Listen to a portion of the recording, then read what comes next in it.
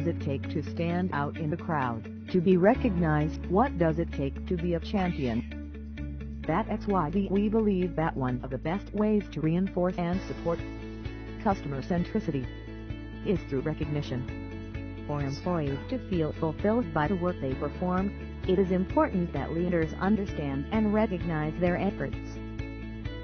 Understanding how to reward employees by ensuring that they feel appreciated and acknowledged can have an enormously positive impact on performance, productivity, and of course customer satisfaction. However, when giving customer-centric recognition, it's important to keep in mind some criteria to ensure it has maximum impact on the receiver.